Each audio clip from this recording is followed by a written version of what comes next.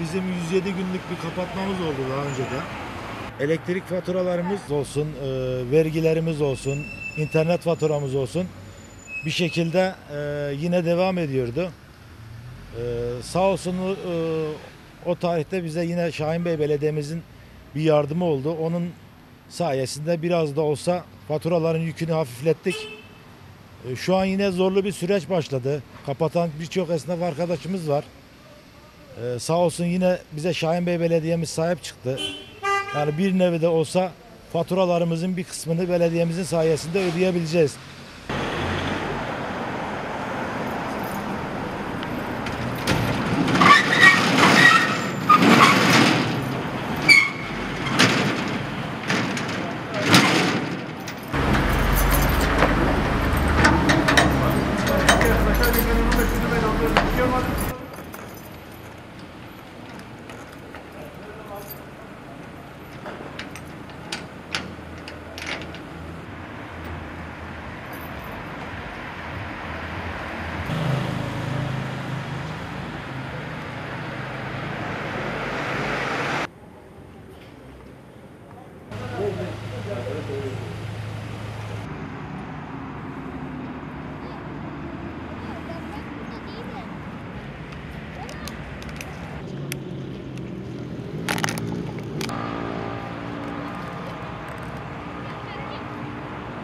Biz halı sahacılar olarak zor günler geçirdik.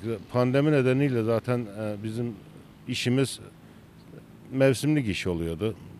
Bu yılda yalnız sadece 3 ay açtık. Tekrar pandemi nedeniyle kapatmak zorunda kaldık. Kapandık ama işte geliyoruz, sahamızı kontrol ediyoruz, geri gidiyoruz. Belediyemizin bize yapacağı destek bizim en ufak bir faturamıza destek olsa gene çok memnuniyetle karşılarız. Belediyemizin yaptığı destekten dolayı teşekkür ederiz.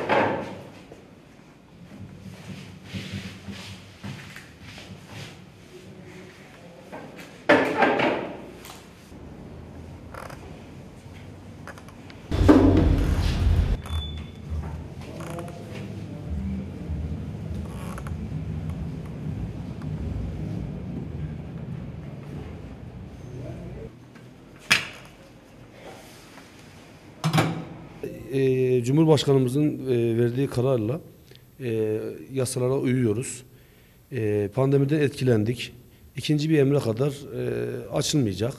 Belediyeden gelen desteklerle elektriğimizi, suyumuzu, doğalgazımızı, işte giderlerimizi filan karşılar. Yani bu katkıdan dolayı Şahinbey Belediyesi'ne çok teşekkür ediyorum.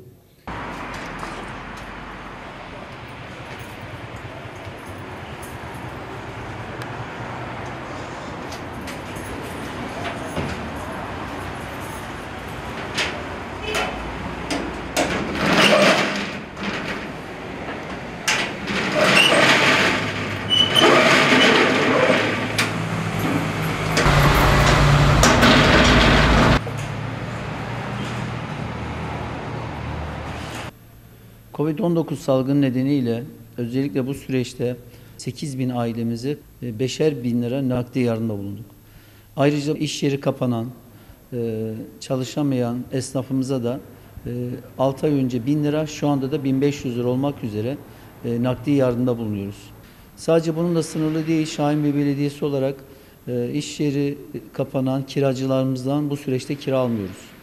Yine İş yeri kapasitesi düşenlerden de %50 kira indirimi yaptık. İlan ve reklam vergisini erteledik. İş yeri açma ruhsat harçlarını indirdik. Amacımız bu süreçte esnafımıza destek olmak, vatandaşımıza destek olmak. Yılbaşından beri nakdi yardımlarımızın toplamı 46 milyon TL'ye ulaştı. İhtiyaç sahibi ailelerimize ve vatandaşlarımıza 40 milyon TL aynı yardıma bulunduk. Gıda yardımı, elbise, yiyecek, temizlik ürünleri ve bu desteklerimiz devam ediyor.